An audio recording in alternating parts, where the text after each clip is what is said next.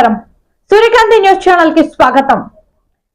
మెదక్ జిల్లా వెల్దుర్తి మండలంలో నర్సాపూర్ ఎమ్మెల్యే వాకిటి సునీత లక్ష్మారెడ్డి పర్యటించారు. మండల పరిధిలోని మన్నెవారి, జలాల్పూర్, దామరంచ, ధర్మారం, అందుగులపల్లి గ్రామాలలో ప్రాథమిక వ్యవసాయ సహకార సంఘం ఆధ్వర్యంలో ఏర్పాటు చేసిన ధాన్యం కొనుగోలు కేంద్రాలను ఆమె ప్రారంభించారు. రైతులు పండించిన ధాన్యం కొనుగోలు కేంద్రాలకు తరలించి గిట్టుబాటు ధర పొందాలని సూచించారు. అధికారులు రైతులకు ఇబ్బందులు కలగకుండా గన్ని బ్యాగులు, హమాలీ, లారీల కొరత లేకుండా చూడాలని సూచించారు. ప్రభుత్వం నిర్దేశించిన నాణ్యతా ప్రమాణాల ప్రకారం ధాన్యం కొనుగోలు చేయాలని సూచించారు. సన్నధాన్యంకు ప్రభుత్వం 500 రూపాయలు బోనస్ ప్రకటించిందని తెలిపారు. రైతులు తమ ధాన్యం దళారులకు విక్రయించకుండా కొనుగోలు కేంద్రాలకు తరలించి గిట్టుబాటు ధర పొందాలని సూచించారు. ఈ కార్యక్రమంలో MLA Sunitha Laxma Reddy, society chairman Ananta Reddy, ZPTC Ramesh Goud, tahsildar Krishna, వ్యవసాయ మండల అధికారి ఝాన్సీ, మాజీ ఎంపీటీసీ మోహన్ రెడ్డి, మాజీ మార్కెట్ చైర్మన్ కోదండ కృష్ణగౌడ్, మాజీ ఎంపీటీసీ జగ్గా అశోక్ గౌడ్, ఆర్ఐ నరసింహులు యాదవ్, వ్యవసాయ విస్తరణ అధికారి వందన తదితరులు పాల్గొన్నారు. మరి కొనుగోలు కేంద్రాల ప్రారంభోత్సవానికి రావడం జరిగింది. రైతుల పంటలు మరి కోతలకు వచ్చినటువంటి సమయంలో రైతుల యొక్క ధాన్యాన్ని మద్దతు ధరకు అమ్ముకోవాలన్న ఆలోచనతో ఈ కొనుగోలు కేంద్రాలను ప్రారంభించడం జరుగుతోంది. మరి ఏ గ్రేడ్ వరి ధాన్యానికి 2320 రూపాయలు, అదేవిధంగా సన్న ధాన్యానికి 500 రూపాయలు బోనస్ చొప్పున, అంటే 2820 రూపాయలు చొప్పున ప్రభుత్వం నిర్ణయించడం జరిగింది. కాబట్టి రైతులందరూ కూడా మరి ఈ యొక్క కొనుగోలు సెంటర్లకు తీసుకొచ్చి వాళ్ళ ధాన్యాన్ని అమ్ముకోవాల్సిందిగా, ఈ యొక్క మద్దతు ధరను పొందాల్సిందిగా, దళాల వ్యవస్థ నిర్మూలనని, రైతుల్ని కాపాడడానికి ఈ కొనుగోలు కేంద్రాలు ఉన్నాయి. కాబట్టి రైతులందరూ ఇక్కడికి రావాల్సిందిగా మేము కోరుతా ఉన్నాం. అదేవిధంగా నేను ప్రభుత్వాన్ని కూడా డిమాండ్ చేస్తా ఉన్నా, అధికారులను కూడా చెప్పడం జరుగుతోంది. పోయినసారి మరి గన్నీ బ్యాగ్స్ రావడంలో లేట్ అయింది, ట్రాన్స్పోర్టేషన్లో ఇబ్బంది జరిగింది.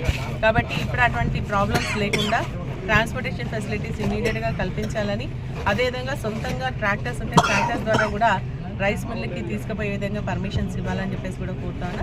అవసరం ఉన్నటువంటి సంచులన్నిటికీ కూడా మరి సెంటర్కి పంపిణీ చేయాల్సిందిగా కోరుతాను.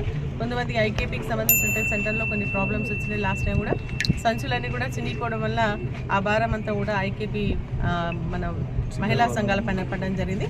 కాబట్టి అటువంటి లేకుండా చూసుకోవాల్సిందిగా సొసైటీస్ పైన కూడా పడిందని చెప్తా ఉన్నారు. కాబట్టి నేను అడిషనల్ కలెక్టర్తో కూడా చెప్పడం జరిగింది. ఖచ్చితంగా మంచి సంచులు పంపించి ఆ భారాన్ని వాళ్ళపైన పడకుండా మరి సెంటర్స్కి ఇబ్బంది లేకుండా చూడాల్సిందిగా మేము చెప్పడం జరిగింది. అదేవిధంగా ఏంటంటే ఈరోజు మరి రైతులకు సంబంధించి బోనస్, పోయిన సంవత్సరం ఇవ్వాల్సినటువంటి బోనస్ ఇంకా పెండింగ్ ఉంది. అది ఇమీడియట్గా ఇవ్వాల్సిందిగా కూడా మేము కోరుతా ఉన్నాం, డిమాండ్ చేస్తూ ఉన్నాం. ఇప్పుడు కూడా ఇచ్చేటువంటి ధాన్యం డబ్బులు వెంటనే వేయాలని చెప్పేసి కూడా కోరుతా ఉన్నాం.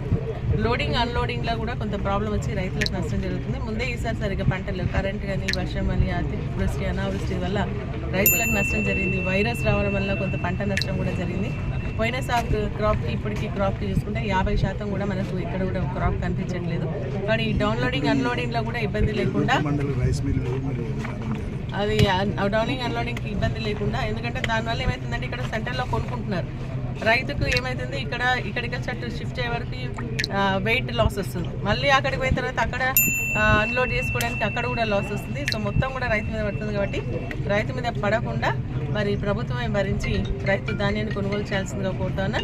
మొత్తం జిల్లాలో 27 మన రైస్ మిల్స్ మాత్రమే అలాట్ చేసిందని చెప్తా ఉన్నారు. ఇది సరిపోదు. ఇప్పుడు మన మండలానికి సంబంధించి కూడా ఇంకా రైస్ మిల్స్ అలాట్ చేయలేదు. కాబట్టి ఖచ్చితంగా అన్ని రైస్ మిల్స్ అలాట్ చేసి దాన్ని ఇమీడియట్గా షిఫ్ట్ చేయాల్సిందిగా కూడా నేను ప్రభుత్వానికి కోరుతూ, రైతులు మరి ఖచ్చితంగా ఈ యొక్క కొనుగోలు సెంటర్కి వచ్చి వాళ్ళ ధాన్యాన్ని అమ్ముకోవాల్సిందిగా కూడా కోరుతున్నా. ఎక్కడ ఏ ఇబ్బంది వచ్చినా కూడా మరి ఇమీడియట్గా మా దృష్టికి తీసుకొస్తే కూడా వాటిని పరిష్కరించడానికి మేము ప్రయత్నం చేస్తామని చెప్పేసి కూడా ఈ సందర్భంగా సూర్యకాంతి న్యూస్ మన ఏరియా మన ఛానల్ చూస్తున్నవారు అందరూ సబ్స్క్రైబ్ చేసుకోండి.